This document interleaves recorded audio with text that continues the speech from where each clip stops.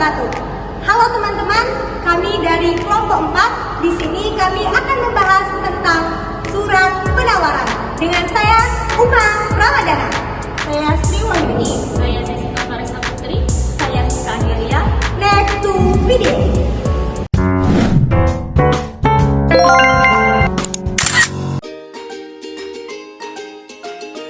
Surat penawaran merupakan jenis dari surat niaga yang berisi informasi, keadaan suatu barang atau jasa yang hendak dijual kepada calon pihak yang dikirim surat, calon pembeli atau pengguna jasa.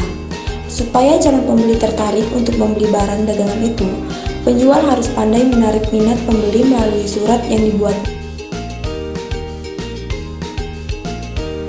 Adapun fungsi utama dari surat penawaran adalah menawarkan kerjasama jual beli dengan pihak lain.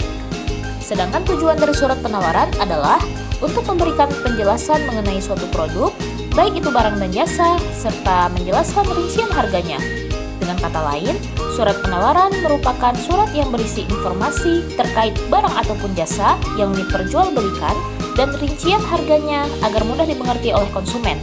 Selain itu, surat penawaran tersebut juga berperan sebagai dasar kesepakatan untuk hal jual beli atau hal lainnya yang dilakukan dua pihak.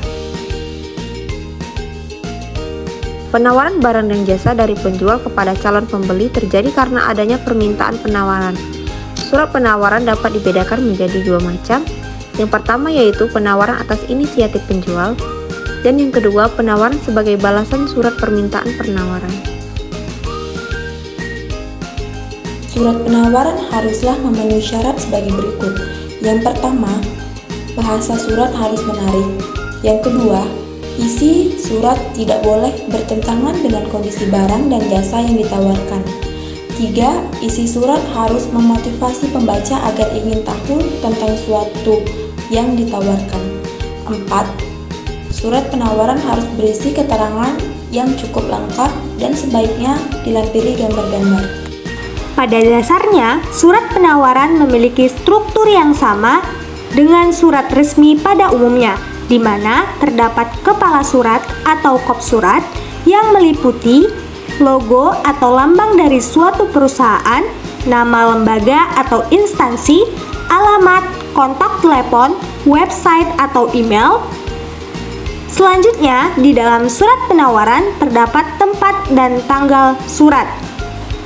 Terdapat juga nomor surat, lampiran, kemudian perihal, alamat penerima surat, salam pembuka, isi surat, salam penutup, dan terakhir di dalam surat penawaran terdapat nama dan tanda tangan pengirim surat. Kali ini kita akan mengambil pendapat dari Puji Asri dan Rahmawati. Mereka menemukan bahwa agar surat penawaran dapat menarik konsumen, hendaknya surat penawaran berisi hal-hal yang menarik perhatian calon konsumen.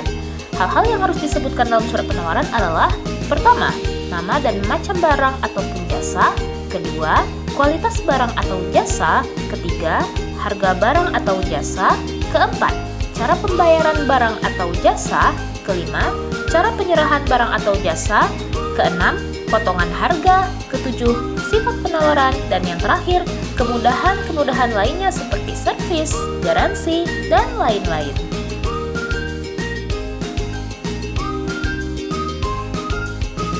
Berdasarkan contoh surat yang ditampilkan, berikut adalah analisis kesalahan struktur surat penawaran yang dapat diperbaiki. Yang pertama, dalam surat tersebut tidak ada tanggal surat. Padahal ini penting untuk memberikan konteks waktu mengenai penawaran yang diajukan. Kedua, surat penawaran tersebut tidak mencantumkan nomor surat. Padahal nomor surat sangat penting untuk penomoran dokumen resmi dan administrasi. Ketiga, pada surat penawaran di gambar tersebut tidak ada bagian yang menyebutkan adanya lampiran secara eksplisit. Lampiran biasanya berupa informasi tambahan yang mendukung isi surat utama. Yang keempat, surat penawaran tersebut tidak mencantumkan bagian perihal. Perihal sangat penting untuk memberikan gambaran singkat tentang tujuan surat. terutama ketika surat tersebut diterima oleh banyak pihak atau ketika digunakan untuk pengarsipan.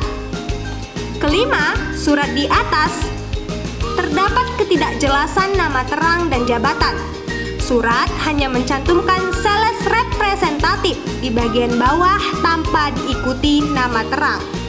Selain itu juga, pada gambar tidak terlihat tanda tangan fisik atau basah yang ditambahkan di surat. Baik, sekian dari kami. Terima kasih sudah menonton, semoga bermanfaat. Assalamualaikum warahmatullahi wabarakatuh.